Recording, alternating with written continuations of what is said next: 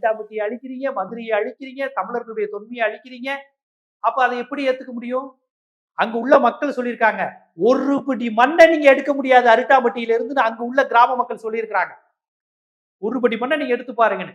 இந்த அளவுக்கு அழுத்தமா அந்த மக்கள், அந்த எளிய மக்கள், அந்த கிராமத்து வாசிகள் பேசுறாங்கன்னா எந்த அளவுக்கு அந்த மக்கள் பாதிக்கப்பட்டிருப்பாங்க, அந்த மண்ணை நேசிச்சிருப்பாங்க. நீங்க கொடுக்குற சுரங்கம் வேலையில அந்த இடமே அரிட்டாபட்டியே அரிச்சிரும்னு அவங்களுக்கு தெரியலையா? அவங்களெல்லாம் நீங்க படிக்காத மக்கள் நினைக்கிறீங்களா? உங்க ஒன்றிய அரசை விட விவரம் தெரிந்தவர்கள் தமிழ்நாட்டு மக்கள், தமிழ்நாட்டு கிராம மக்கள். அது தெரிஞ்சுக்கோங்க. அவங்க மொழி, இனத்தை, பண்பாட, தொன்மையை நீங்க சூறையாடும் போது நீங்க நினைக்கிற அந்த படிக்காத மக்கள், கிராமத்து மக்கள் எல்லாம் வேடிக்கை பார்க்க மாட்டாங்க. ஒரு படி மண்ணை நீ எடுத்து பாருன்னு கேட்கிறான்.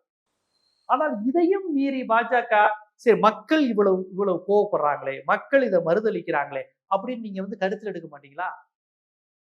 உங்களுக்கு வேதாந்தா முக்கியம், வேதாந்தாவுடைய பினாமி நிறுவனம் முக்கியம், அவங்க ஏலம் எடுக்கிறது முக்கியம், அவங்க சுரண்டுறது முக்கியம், அவங்களுக்கு பைசா வர்றது முக்கியம்.